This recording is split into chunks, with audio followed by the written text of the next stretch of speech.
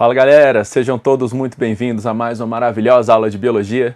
Eu sou o professor Thiago Benoliel e hoje eu trouxe para vocês um assunto que é muito recorrente em concurso, é um assunto que é muito discutido de forma geral na sociedade, que é como surgem as novas espécies. Então a nossa aula de hoje é sobre os mecanismos de especiação. Beleza? Vamos dar uma olhadinha ali no material, ó.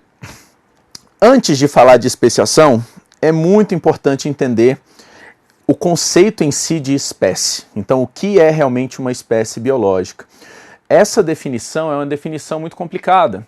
Ao passar dos anos, diversos conceitos distintos foram sendo criados e muitos deles são aceitos simultaneamente até hoje. Então tem que tomar realmente bastante cuidado ao definir uma espécie, porque você às vezes pode cair num erro de qual é a definição que está sendo usada ou não, tá ok? Um consenso bem geral e bem genérico até, é de que as espécies elas são unidades reprodutivas. O que isso quer dizer? Que quando você tem uma população que ela consegue cruzar entre si, gerando descendentes férteis em condições naturais, ele constitui uma espécie. Se você tem uma outra população que não cruza com essa por uma questão ambiental ou, enfim, uma questão genética, ou não há realmente uma compatibilidade, ou os descendentes são inférteis, enfim, qualquer coisa que atrapalhe uma reprodução natural e que gere descendentes férteis, você teria uma espécie diferente. Esse conceito ele é complicado, porque como saber se realmente há uma possibilidade de cruzamento, né? Então, até onde vai o limite de diferenças entre uma espécie e outra? Se você vai para uma abordagem morfológica ou até genética, alguns padrões podem ser aceitos também como uma diferença de espécie. Por exemplo, a quantidade de cromossomos. Então, muitos trabalhos indicam a quantidade de cromossomos como sendo algo essencial para você ter a classificação de uma espécie diferente. Então, se são espécies distintas, teriam a quantidade distinta de cromossomo. Mas isso é muito superficial e nem sempre isso vai ser verdade, principalmente quando você trabalha com espécies mais diversas, né? Onde você pode ter uma enorme diversidade dentro daquele grupo, tá ok? Então esse conceito de espécie, ele realmente precisa ter muito cuidado com ele. Voltando lá para o material, gente, a gente pode ver aí a definição do Myers, né, de 1942, que é exatamente em relação à capacidade reprodutiva. Ela ainda é aceita até hoje, tá? A maioria dos livros didáticos vão trazer essa definição. Então, se você tem população que gere descendentes férteis em condições naturais, isso é super importante, tá, gente? Em laboratório, em cativeiro não conta, certo? Isso seria, né, uma espécie apenas, né? Agora, gente, hoje na prática, para você fazer essa classificação, a abordagem ela vai além só da questão reprodutiva. É também sempre avaliada a questão ecológica e a questão genética. A questão ecológica, há vários anos, ela já vem sendo analisada, né? A questão do nicho ecológico, então o papel daquela espécie no ambiente. Então espécies distintas costumam apresentar nichos ecológicos distintos, né? Então há também essa questão dessa análise ecológica. A análise genética já é mais recente. Nas últimas décadas, houve o desenvolvimento das tecnologias para sequenciamento de DNA. E com o desenvolvimento dessas tecnologias, a gente começou a comparar os genomas e regiões específicas do DNA de cada espécie, as sequências realmente do DNA de cada espécie. E dessa forma surge uma área chamada de filogenética, que seria a classificação dos seres vivos baseado nas análises de DNA. Então essa ferramenta acabou se tornando hoje uma das maiores fontes para você realmente analisar se aquela espécie é uma espécie nova ou se faz parte de uma espécie pré-existente, ok? Essas tecnologias de sequenciamento de DNA, gente, elas permitem que você faça o genoma de uma espécie simples, né, um organismo simples, em pouquíssimo tempo. Tá? Em coisas aí de 1, 2 meses, com um grupo grande trabalhando, você consegue já ter um genoma, um esboço de um genoma de um organismo.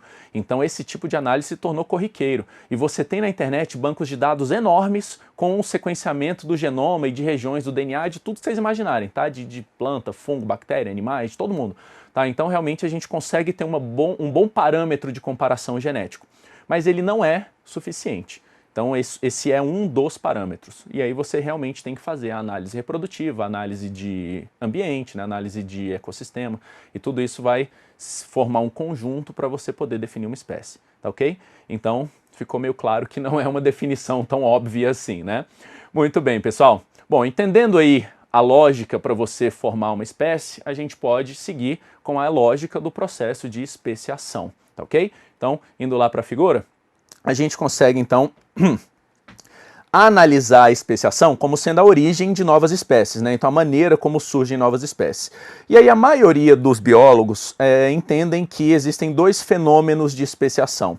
Um fenômeno baseado em cladogênese, que seria realmente um fenômeno para a formação de espécies novas, diferentes, e um fenômeno de anagênese, que seria a modificação de espécies atuais, né?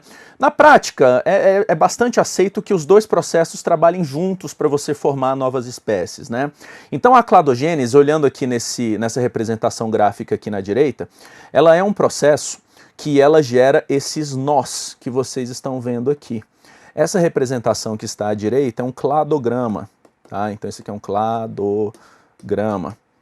E os cladogramas, eles mostram a relação evolutiva entre os seres vivos, tá? Então você consegue ver que o indivíduo 3 e o indivíduo 4 tiveram um evento de cladogênese, que foi exatamente esse que está marcadinho aí, aonde eram uma espécie ancestral e ela bifurcou em duas novas espécies, né? Então houve um evento de bifurcação, né?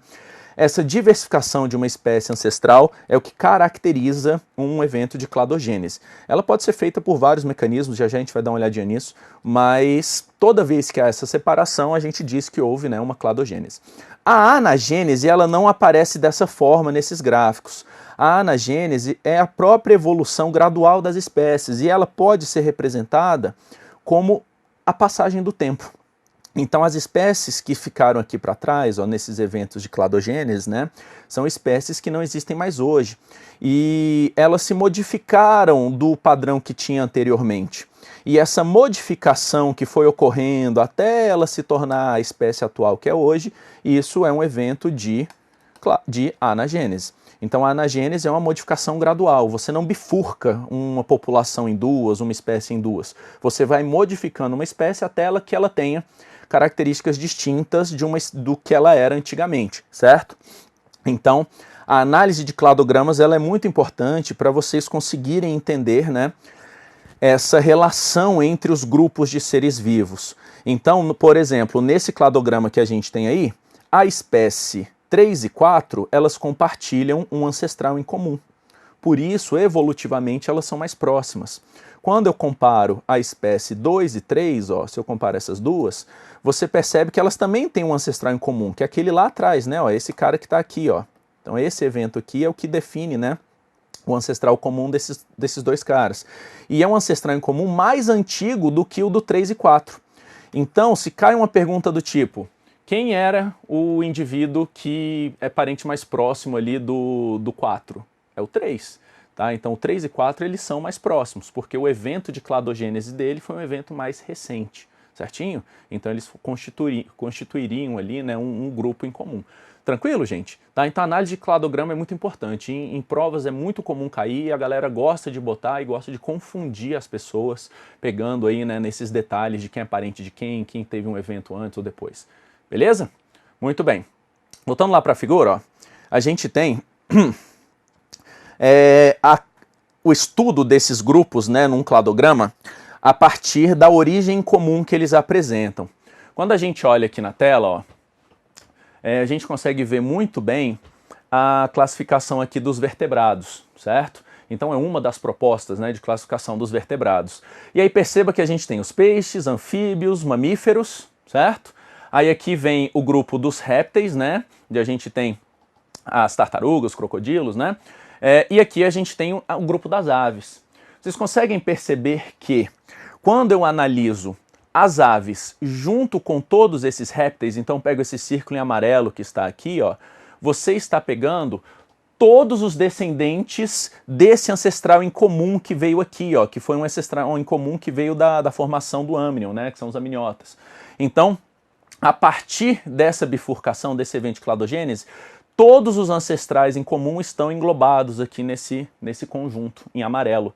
Então isso caracteriza um grupo monofilético. Então grupos monofiléticos, eles são todos os ancestrais em comum, aliás, todos os descendentes que vieram de um ancestral em comum. Você não pode esquecer de nenhum, tá? Todos os descendentes que existiram daquele grupo têm que estar representados ali dentro, porque aí sim isso é um grupo monofilético. Então se eu junto répteis junto com aves, a gente tem um grupo monofilético. Agora, se eu pego apenas os répteis, então vejam, ó, excluo as aves e marco apenas aqui, ó, o crocodila, né, o Lepidosauria e os testudinas, que são as tartarugas. Então eu pego só esse grupo aqui, né, do azulzinho que está marcado, que são os répteis, né, seria nesse grupo répteis, e aí a gente vê que as aves não entram. Então os répteis não são um grupo monofilético, porque a gente exclui um descendente que tem também desse grupo, que é as aves, que seria um descendente deles, certo? Do mesmo, né, da mesma origem ali. Então esse grupo em azul é um grupo parafilético, porque você tem um ancestral em comum, que é próximo a todos eles, certo? Mas a gente não pegou todos os descendentes que existe desse grupo, desse ancestral, que no caso foram as aves que foram excluídas, certinho? Então esse grupo em azul a gente está falando de um grupo parafilético, então os répteis são parafiléticos, certo? A classificação reptília, né, é parafilética. E quando você analisa dois grupos que eles apresentam uma característica em comum, mas é uma característica que não veio do mesmo ancestral, não é por isso, ela simplesmente apareceu duas vezes na evolução, você tem grupos que são chamados de polifiléticos. É o caso, por exemplo, dos mamíferos e das aves, quando você compara a questão da endotermia. Então, tanto mamíferos quanto aves apresentam a característica de manter a temperatura corporal constante, são endotérmicos, né? E produzem e se aquecem, né, também, são homeotérmicos e endotérmicos. Então, essa nossa capacidade, assim como das aves, não foi por causa de um ancestral em comum que era assim. Então, muito provavelmente foi um evento que surgiu duas vezes. Surgiu na gente e surgiu aqui no grupo das aves, de novo. Então, esse tipo de caso, que a gente chama de convergência evolutiva, né? Então são quando dois grupos diferentes convergem para uma mesma característica, são característicos de grupos polifiléticos. Então eles não compartilham um ancestral em comum por conta desta característica especificamente. Certinho, gente? Tá? Então essa classificação aí de monofilético, parafilético, polifilético, tem que estar bem atento aí na cabeça, saber analisar no cladograma como é que funciona, quem é quem, para não se confundir na hora de uma prova. Certinho? Então vamos lá para o material? Que aí, gente, ó, a gente consegue ver bem, né, a formação desses grupos. Falando agora especificamente do tipo de especiação que existe, os autores costumam propor aí três tipos básicos, né, de formação de novas espécies. Uma delas é chamada alopátrica. Numa especiação alopátrica, você inicia o processo com um isolamento geográfico. Então, basicamente, você vai separar duas populações. Então tinha lá uma população só, e aí ela é separada por algum evento, enfim, pode ser um evento de tectonismo, pode ser um evento migratório que depois impossibilitou a volta, enfim, qualquer coisa que separou realmente duas espécies, duas populações, separou total. Esse isolamento geográfico faz com que ao longo do tempo essas populações vão adquirindo características distintas, porque a pressão seletiva é diferente. E aí, eventualmente, quando as duas se encontram de novo, elas não são mais capazes de reproduzir, gerar descendentes férteis e tal e tal. Ou seja, elas são espécies distintas.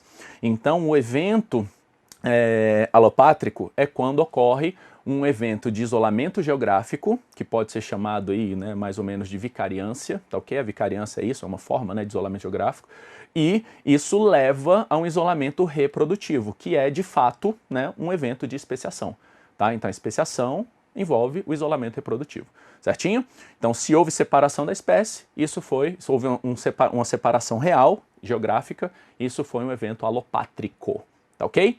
Voltando lá para a figura, olha só, a gente tem um evento que pode ser chamado de dicopátrico ou peripátrico. A diferença básica aí está como a população original foi dividida. O dicopátrico você divide ao meio mesmo. Então tinha uma população ali, você separou metade de metade, mais ou menos, né? E aí esse evento acaba gerando, né, duas populações distintas. Um evento peripátrico é quando uma população central ela se distancia de uma população periférica. Então grupos periféricos vão ficando isolados. E aí esse isolamento periférico acaba levando, né, ao isolamento reprodutivo posterior. Tá? Então essa é uma diferença aí entre a dicopátrica e a peripátrica. Ambos fazem parte, né, de uma especiação alopátrica. Beleza? Bom, outro tipo de especiação que pode ocorrer é a especiação simpátrica. Numa especiação simpátrica, você não tem uma separação efetiva, né, das duas populações. Então as duas populações elas continuam juntas, né? Na verdade é uma população só. E aí algum evento de mutação, alteração cromossômica, enfim, né, algum tipo de seleção disruptiva, né, se vocês lembrarem dessa, é quando você tem uma seleção para dois extremos de um fenótipo, né? Tem uma característica onde o extremo de cá é selecionado e o extremo de lá também é selecionado. E aí você acaba gerando numa população dois fenótipos que vão evoluindo de forma diferente. E aí quando há um decorrer de um tempo, né, suficiente, você pode acabar tendo duas populações que estão juntas, mas que elas não conseguem mais reproduzir. Tá? Então, não houve uma separação geográfica nesse caso. Então, numa especiação simpátrica, não houve isolamento geográfico. É um grupo só que acaba se diferenciando ali no meio, na população, e acaba evoluindo de forma distintas e gerando duas espécies distintas no mesmo miolo. Certinho? Então, todo mundo junto ali. Então, isso é uma especiação simpátrica. E ainda, voltando lá para a figura, nós temos uma especiação que é chamada de parapátrica. Essa especiação parapátrica é quando o isolamento ele é parcial. Então você não isola totalmente igual numa alopátrica, mas você também não fica junto e misturado igual numa simpátrica. Você faz um isolamento parcial de uma população. Esse isolamento parcial ele pode funcionar como um gargalo. E aí, neste efeito gargalo aí, né, você pode ter uma pequena parte da população sofrendo eventos de deriva gênica. E aí você acabar tendo genes distintos da população maior, ali da população original, gerando fenótipos, genótipos, características que vão sendo selecionados de forma diferente. Tá? Então nesse grupo que acaba sofrendo ali esse gargalo ou esse isolamento parcial, você pode ter uma forma de seleção diferente da seleção da população geral. E isso pode levar a um evento de especiação, tá ok? Então nesse caso de uma especiação parapátrica, esses fenômenos de deriva gênica, né, de cruzamentos não totalmente aleatórios, podem induzir a uma seleção, a uma mudança na frequência dos gametas, dos alelos, dos genes, que vai ser diferente da população original, certinho? Então, nesse caso, não há um isolamento total, não é alopátrico, mas também não é uma população que está toda misturada. Houve uma espécie de gargalo e aí é uma separação parcial. Beleza, gente? Bom, se a gente vai lá para a figura, ó, vai dar para ver bem a comparação entre todos esses tipos aí, né, de especiação, né? Então a alopátrica tradicional, né, um evento dicopátrico, onde você separa totalmente, né, a espécie, ó, você tem a formação de uma barreira aí, e aí depois que separa, esses isolamentos geram um isolamento reprodutivo e quando as espécies se encontram de novo, são novas espécies, né? Então isso é alopátrico. Peripátrico é uma pequena parte, né, uma periferia, né, da população se separa, tem um isolamento geográfico, então a peripátrica ela faz parte da alopátrica, né, um tipo de alopátrica. E aí nesse habitat isolado aqui, você acaba gerando isolamento reprodutivo e quando se encontra de novo, elas estão especiadas, são espécies distintas. A parapátrica, o isolamento não é total, ó, dá para ver que existe, né, ainda um contato ali, né, entre os dois grupos, e aí por motivos de deriva e tal, a formação de características distintas e a seleção dessas características, e eventualmente você forma espécies distintas, consequentemente elas não reproduzem mais, né? E a simpátrica não tem mudança nenhuma na questão geográfica, né, na separação. Dentro da população vai surgir aí uma característica distinta que acaba levando a uma mudança interna na população e isso leva a um evento de especiação no final, tá ok? Então, os três tipos principais, lembrando que a alopátrica e a peripátrica faz parte, né, daí de um tipo de alopátrica. Certinho, pessoal? Então, fica essa ideia sobre as diferentes formas, né, de especiação. Com isso em mente, a gente pode pensar quais seriam os principais mecanismos para o isolamento reprodutivo. Então, gente, pensem comigo, independente de qual seja o processo, alopátrico, peripátrico, simpátrico, o evento de especiação ocorre por isolamento reprodutivo. Teve isolamento reprodutivo, não cruza mais, não gera descendente fértil, não se encontra mais, qualquer seja o motivo, espécies novas, certo? E aí a gente pode avaliar o porquê que houve isolamento reprodutivo. Então, que tipo de característica faz com que haja esse tipo de isolamento? Então, quando a gente dá uma olhadinha lá na figura, ó, a gente consegue ver que os isolamentos reprodutivos, eles podem ter uma natureza pré-zigótica. Isso quer dizer que é antes da fecundação. Quando a gente vem aqui na tela, reparem, né, que se você faz um isolamento antes de ocorrer fecundação, você não tem o evento de reprodução sexuada, né? Então o gameta não encontra o óvulo, por qualquer motivo que seja. E aí, se ele não encontra o óvulo, dois indivíduos não conseguem reproduzir, tá ok? Então, no isolamento que é pré-zigótico, você tem uma questão que vem antes da fecundação, que impede que ocorra a fecundação. Esses fatores podem ser vários, tá? Entre eles, o próprio habitat dos indivíduos. Então, duas espécies que poderiam reproduzir e às vezes até gerar um descendente fértil, nunca vão se encontrar, porque vivem em habitats completamente diferentes. Então é importante lembrar que para ser a mesma espécie, tem que se encontrar em condições naturais, né? Então essa mudança de habitat realmente não se enquadra, né? Não permite, né, que os indivíduos se encontrem. Você pode ter uma questão sazonal, que é em relação à fase de reprodução das espécies. Então, às vezes, você tem uma espécie que poderia reproduzir com a outra, mas essa aqui ela tem um momento de cio e de reprodução, um ciclo reprodutivo, que não bate com o mesmo momento da outra. E aí elas não conseguem cruzar. Então, também é uma forma, né, de isolamento pré-zigótico. Outra questão que você pode ter é o próprio comportamento. Muitos animais, eles apresentam um comportamento de cópula, onde você tem todo um ritual e toda uma coisa. E às vezes um indivíduo de uma outra espécie até poderia cruzar, mas como ele não tem aquele comportamento específico, eles não cruzam, tá? Então, por uma questão de comportamento mesmo, não há a reprodução. E ainda, você pode ter um isolamento mecânico. Esse é o mais factual de todos, né? Que é quando não tem como cruzar. Então, assim, mesmo que quisesse, mesmo que desse, não vai, não tem jeito. Pode ser uma questão de tamanho, pode ser uma questão de gameta, então às vezes o gameta fica muito diferente um do outro e não há mais como um fecundar o outro.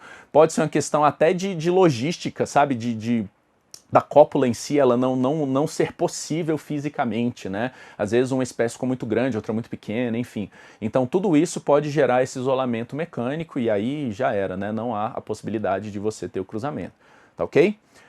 Além dos isolamentos pré-zigóticos, você pode ter os isolamentos pós-zigóticos. E aí os isolamentos pós-zigóticos, eles vão ser baseados agora na viabilidade do filhote. Então cruzou, legal.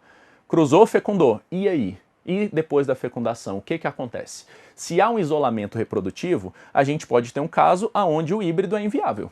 Então ele literalmente não nasce, ele cruza, mas ele é muito frágil, ele vai ter vários defeitos. Isso é muito comum quando você tem número distinto de cromossomos. Então, se eu tenho uma espécie com um número de cromossomos e outra com um número diferente, na hora que cruza, não pareia os cromossomos, aí vira uma zona, e aí realmente o híbrido acaba não conseguindo nem nascer, é um aborto, tá? É totalmente disforme, tá ok? Então a inviabilidade do híbrido é muito comum. Às vezes o híbrido é viável, só que aí quando ele se torna adulto, ele é estéril. Tá? Ou às vezes ele é só de um sexo, ou às vezes ele realmente não consegue, enfim, ter uma forma de reprodução, ou não forma gametas, tá? Então a esterilidade do híbrido não impede que haja uma continuidade, né, dessa linhagem híbrida que foi formada, então isso também é um isolamento reprodutivo. E por último, você tem o fato da deterioração da F2. F2 é o híbrido cruzar com outro híbrido, né? Então cruzou, às vezes, híbrido com híbrido, e aí o filhote deles é absolutamente inviável. Tá? Então, às vezes, a primeira geração nasce. Então, cruzei lá uma espécie com outra, nasceu a primeira geração. Fértil. E aí ele consegue ter filhote, só que quando ele tem filhote com outro híbrido, a próxima geração é totalmente inviável. Muito comum também nesses casos de cromossomos diferentes, sabe? Quando a estrutura gênica é muito distinta, você pode ter esse problema na F2. Certinho, gente? Então, esses são os principais mecanismos aí, né, de isolamento reprodutivo. Voltando aí para a figura, ó, vamos fazer agora umas questõezinhas a respeito aí desses isolamentos, para ver se ficou bem claro. Então, um cargo de biólogo lá na UFF, Diana Dodd, de 1989, examinou os efeitos do isolamento e seleção nas moscas da fruta. Ela tirou as moscas da fruta de uma única população e dividiu-as em populações isoladas espacialmente. Metade da população vivia em uma alimentação baseada em maltose e a outra metade vivia em uma alimentação baseada em amido. Depois de muitas gerações, as moscas foram testadas para saber com quais moscas elas preferem se acasalar. Dodd descobriu que algum tipo de isolamento reprodutivo ocorreu como resultado do isolamento espacial e seleção por diferentes fontes de alimentos nos dois ambientes. Mosca da maltose preferia outras moscas da maltose, e mosca do amido preferiam outras moscas do amido. Esse tipo de especiação observado no experimento clássico é o de... Galera, faz demais. Separou duas populações, e aí cada uma foi com a pressão seletiva, nesse caso, alimentação. Juntou de novo, começou a ter cruzamento preferencial. Então houve um isolamento geográfico, eu separei uma da outra, e aí elas se tornaram diferentes. Logo, esse é um caso de alopátrica, né? Então uma especiação alopátrica. Quando a gente olha lá na figura, né, lá na questão, a gente consegue ver que alopátrica é a letra C de casa, né? Então houve um isolamento e depois isso levou à especiação. Certinho? Bom, vamos mais uma aí, ó. Um cargo de analista, né, na Copasa. Os mecanismos de isolamento reprodutivo podem ser classificados em pré-zigóticos ou pós-zigóticos. Entre as opções apresentadas, a que faz referência a uma barreira pré-zigótica então vamos lá, ele quer saber um pré-zigótico. Letra A, ausência ou esterilidade em um dos sexos. Gente, esterilidade ou ausência de um dos sexos, ele está falando do híbrido, né? Então isso daí é quando você tem lá o híbrido, e aí esse híbrido é estéril, ou só tem um sexo, então todo híbrido é macho, né? Então esse tipo de caso, de fato, é um tipo de isolamento pós-zigótico. Então a gente está falando do depois que já nasceu, tá ok? Então não é o caso, ele quer um pré-zigótico. Então voltando lá para a figura, ó. Letra B, infertilidade do híbrido, mesma coisa, né? Pós-zigótico. Isolamento gamético, exatamente, gente. Se o seu gameta é diferente do outro, não dá para cruzar, os gametas não fecundam, eles não conseguem juntar. Então isso é uma forma de isolamento pré-zigótico. Então antes de ocorrer aí, né, a fecundação, tá ok? Então gametas distintos demais, você acaba não conseguindo ter a fecundação. Então a letra C de casa está corretíssima. E aí, para a gente fechar, lá da Sabesp, para cargo de biólogo, o cladograma abaixo apresenta a hipótese filogenética mais bem aceita atualmente para a relação de parentesco entre os principais grupos de seres vivos. Ela possui uma visão evolutiva e é fundamentada em evidências morfológicas e moleculares. Em relação à proximidade de parentesco, é correto afirmar que os grupos que compõem a árvore filogenética apresentada. Então ele deu aí, né, um cladograma, está aqui no cantinho, né, ó. E aí ele vai falar algumas afirmações. Esse cladograma é o cladograma da vida, né? Você tem os três grandes domínios da vida: bactéria, eucária e arqueia. Então vamos ver o que ele vai falar aí sobre eles. Então vamos ver o que vai falar sobre eles. Letra A. Eucária e arqueia não formam um grupo monofilético. Então, ó, eucária e arqueia, os dois aqui. Galera, olha o ancestral em comum, todos os descendentes dele, então é monofilético sim, tá? Então essa aí está errada, monofilético. Você tem um ancestral em comum e você tem todos os descendentes ali. Então a letra A está errada. B. Bactéria, eucária e arqueia formam um grupo monofilético. Bom, você assumindo que a vida surgiu de um ancestral em comum aqui, né, único, todos os descendentes vivos dele são esses aí mesmo, bactéria, arqueia e eucária. Então é um grupo monofilético sim. Então essa daí está bem corretinha, a letra B. Vamos dar uma olhada nas outras, ver o que ele fala. A C. Bactéria e eucária estão mais proximamente relacionados entre si. Então está dizendo que esse e esse são mais próximos. Claro que não, né, gente? A especiação aqui foi mais próxima do que a de bactéria e eucariotos, né? Então as arqueias são mais próximas da gente. D. Arqueia é um grupo parafilético, o que não é o caso de eucária. Na verdade, o erro é na segunda parte, né? Arqueia realmente é parafilético, porque o ancestral em comum está aqui, né? Mas se eu pego só os eucárias, ele também é parafilético, porque eu estou excluindo as arqueias do grupo monofilético, né? Desse ancestral em comum, tá ok? Então, o erro está no final, tá? Os eucárias também são parafiléticos.